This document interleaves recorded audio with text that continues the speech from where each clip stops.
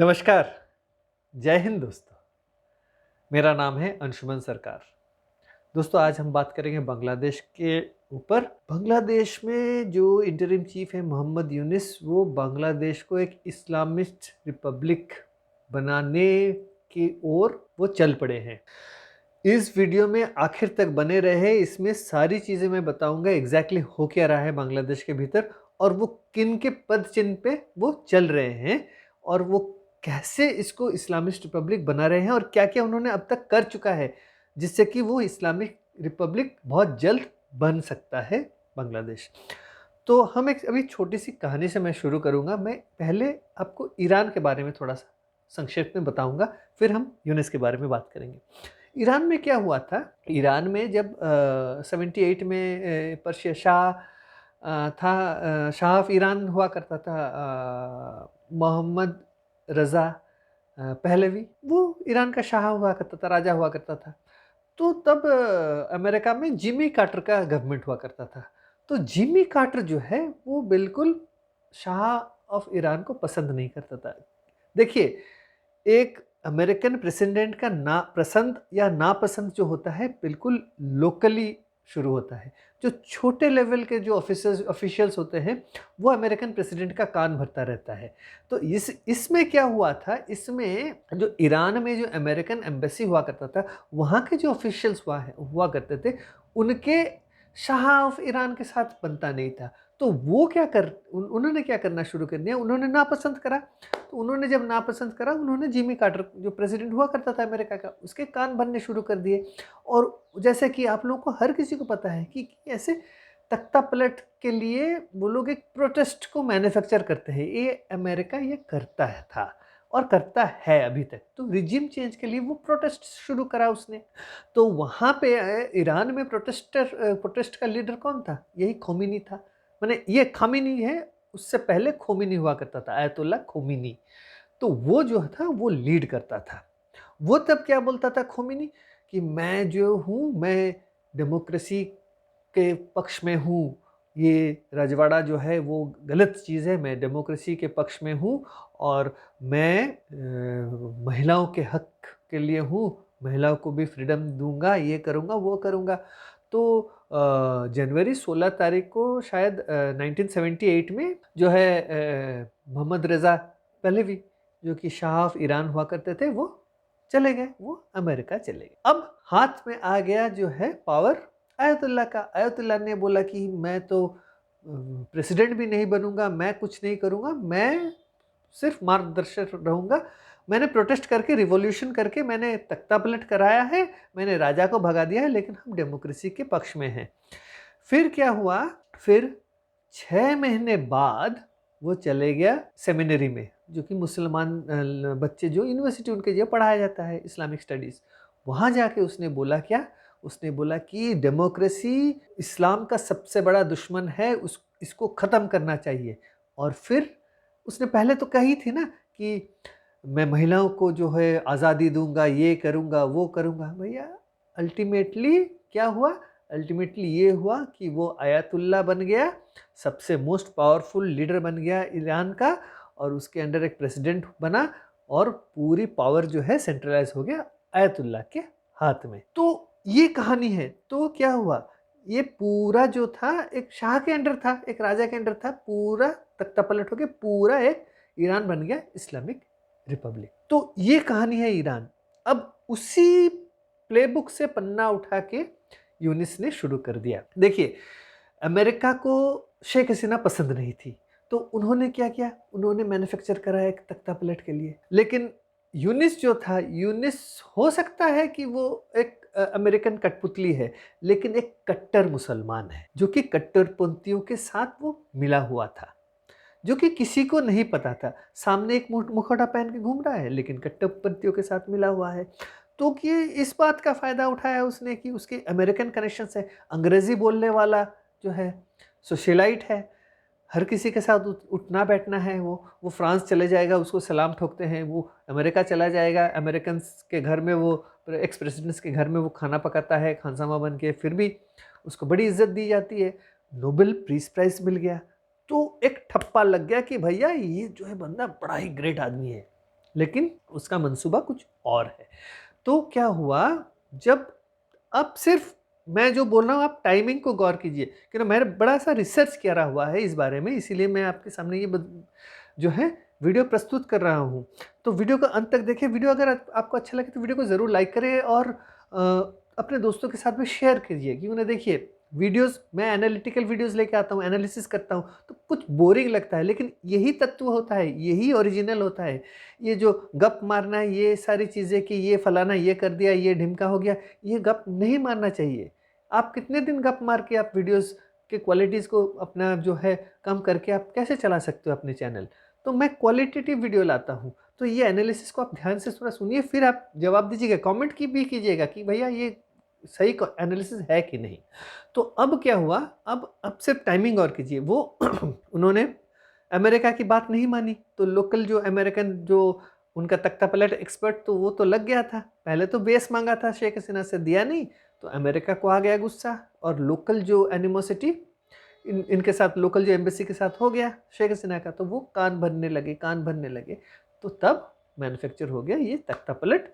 शेख हसीना को उन्होंने तख्ता पलट कर दिया, उन्होंने अपना बंदा बैठाया, उनको लगा कि भैया ये, लेकिन जो बाइडेन का एडमिनिस्ट्रेशन चला गया, ट्रंप आ गए। अब ट्रंप की बात हम नहीं करेंगे इसमें, हम सिर्फ करेंगे यूनिस की बात।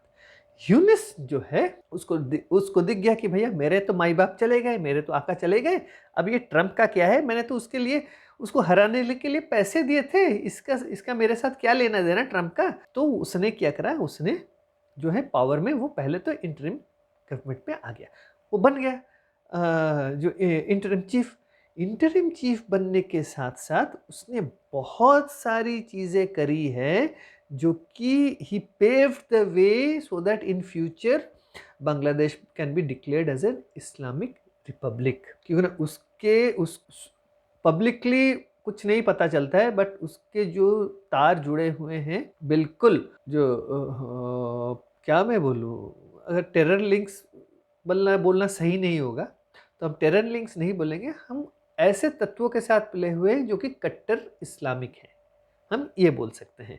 तो उनके साथ उसके तार जुड़े हुए हैं। अब पता भी चल रहा है कि वो ग्रामीण बैंक वाला वो सारे फंडिंग भी करता था कुछ संस्थाओं को जो कि कट्टर इस्लामिक हैं। तो मैं इससे आगे कुछ नहीं बोलूँगा, आप लोगों को समझ में आ गया होगा। तो अब क्या हुआ है ना, वो आने के बाद आप देखिएगा बहुत सारी फेरबदल उसने करी है, एक एक करके मैं आपको गिनाता हूँ। वो आया, यूनिस आए अगस्त पहले सप्ताह में।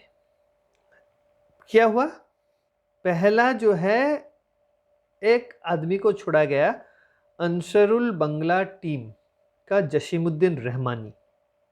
ये अंसरुल बंगला टीम एक टेरर आउटफिट है, ये जसीमुद्दीन उसका हेड है। उसने एक ब्लॉगर को मारा था, अमेरिकन सिटीजन था वो ब्लॉगर, उसका नाम था राजीव हल्लर या कुछ, उसका वो कत्ल किया था, वो गया था जेल।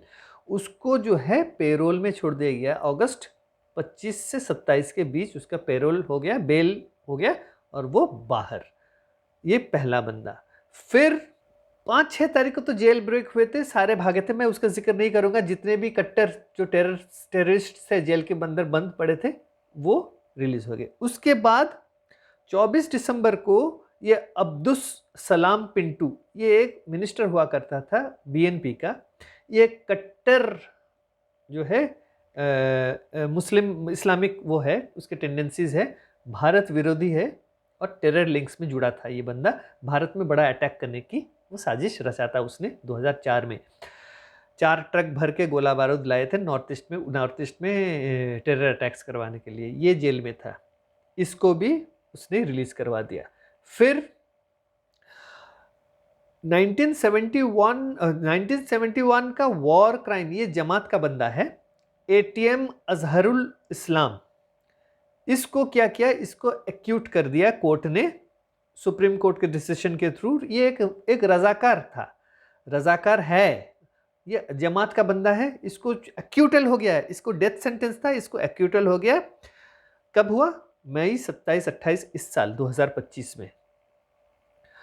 उसके बाद उसने कायदे से जमात इस्लामी के ऊपर, ये इंटरिम गवर्नमेंट है, इसने बैन को हटा दिया। वो जब आया 28 अगस्त 2024 में ही उसने बैन हटा दी, जमात इस्लामी से। मतलब 20 दिनों के अंतर में उसने पहले आने के बाद ही, इंटरिम गवर्नमेंट का चीफ बनने के बाद ही उसने हटा दिया बैन। फिर मई जून में इस साल उसका जो सुप्रीम कोर्ट में रजिस्ट्रेशन जो बहाली हो गई, मतलब ये पॉलिटिकल पार्टी जो उसका रजिस्ट्रेशन कट गया था उसको दोबारा से बहाल कर दिया गया।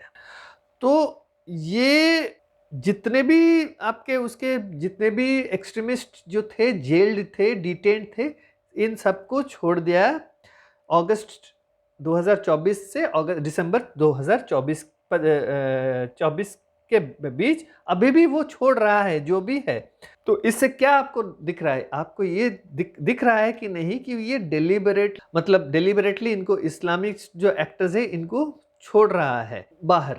और एक चीज आप गौर कीजिएगा, ये इस बीच जितने भी अटैक्स हुए हैं जो यूनिस के इंटरिम सरकार के दौरान, वो हुए हैं हिंदुओं के ऊपर, माइनॉरिटीज, बुद्धिस्ट्स के ऊपर, क्रिश्चियंस के ऊपर, ये तो माइनॉरिटीज के ऊपर अटैक हुए। फिर जितने लिबरल थिंकर्स हैं उनके ऊपर अटैक्स हुए हैं, जो कि इंटेलेक्चुअल्स हैं उनके ऊपर अटैक्स हुए हैं। क्यों? क्योंकि ना देखिए, ये जो माइनॉरिटीज ये तो कट्टरपंथ अटैक करते हैं, लेकिन भैया इंटेलेक्चुअल्स के ऊपर अटैक क्यों कर रहे हो? लिबरल्स के ऊपर अटैक क्यों कर रहे हो? क्यों ना, ये राइट थिंकर्स है, ये जो है जो सही है उसके बारे में बात करेंगे।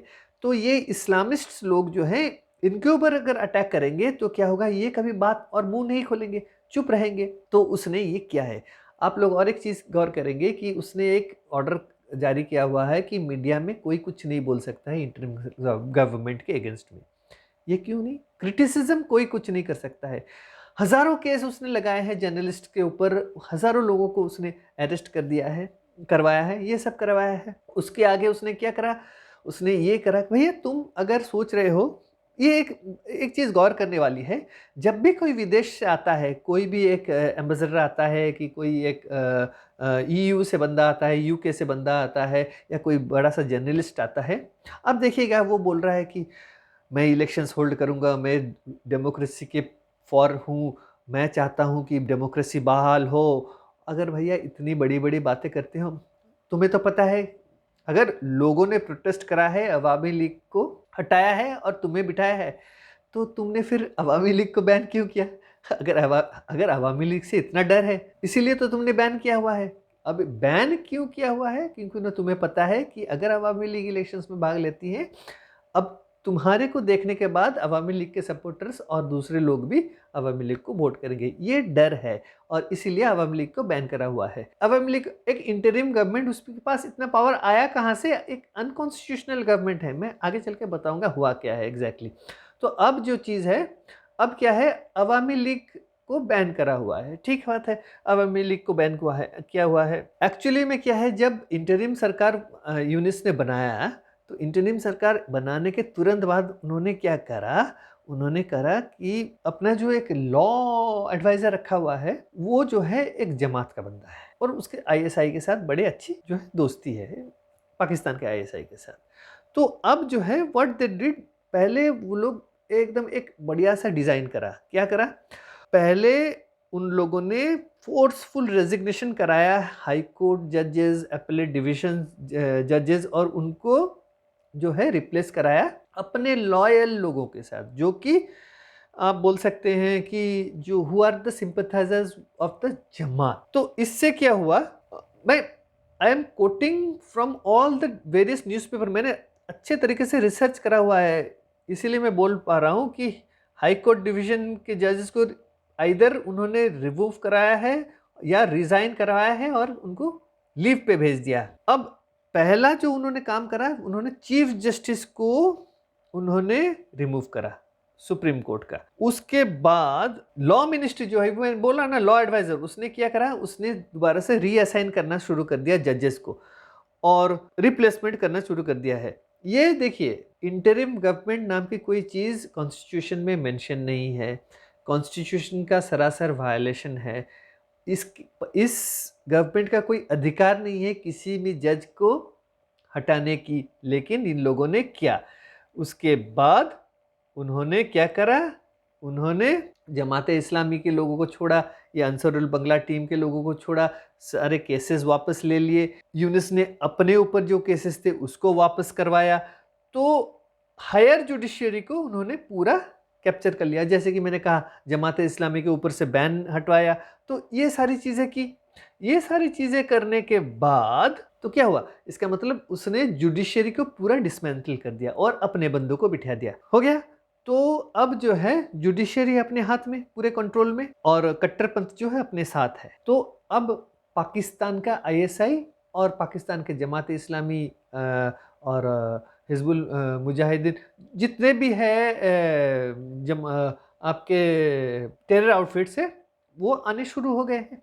अभी थोड़े दिन जब रिसर्च करा था, एक मैंने वीडियो देखा कि पाकिस्तानी टेरर आउटफिट से कुछ लड़के आए हैं, वहाँ पे जुलूस कर रहे हैं बांग्लादेश के भीतर, बोल रहे हैं हम बांग्लादेश की धरती से हम बोल रहे हैं कि इजराइल के ऊपर इजराइल को ख़त्म किया जाए, पैलेस्टाइन को लाया जाए, भारत के खिलाफ नारे दे रहे थे।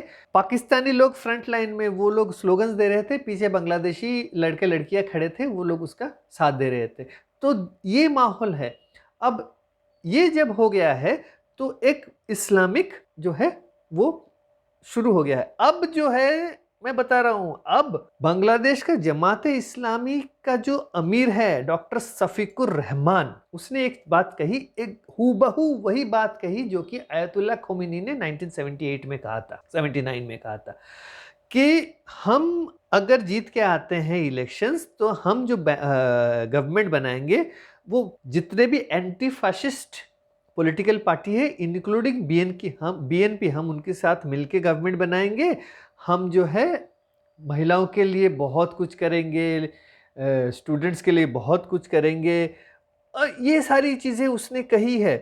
तो ये एग्जैक्टली वही प्लेबुक वो लोग प्ले कर रहे हैं। एक बार इलेक्शंस जीत के आ जाते हैं, आप लिखवा लीजिए, आज इस वीडियो को आप सेव करके रखिए, मैं जो बोल रहा हूं, जैसे ही वो पावर में आ जाएंगे, वो लोग मोहम्मद यूनुस को आयतुल्ला घोषित कर देंगे और एक सरकार चलाएंगे, एक हुंटा के ट्राइब जो कि इस्लामिक, वो इमीडिएटली डिक्लेयर कर देंगे बांग्लादेश को एक इस्लामिक रिपब्लिक ऑफ बांग्लादेश करके। और पाकिस्तान का तो सपोर्ट है ही है। पाकिस्तान तो अभी मैंने कहा जैसे कि वो लोग जुलूस निकाल रहे हैं, पाकिस्तानी लड़के लड़कियां आगे, फिर क्या होगा, ये जो है जैसे कि ईरान जब जैसे कट्टरपंथी पे उतरा है, महिलाओं का कोई जो है फ्रीडम नहीं है और कुछ भी नहीं है, इसी तरह से बांग्लादेश के महिलाओं की भी यही हालत होने वाली है।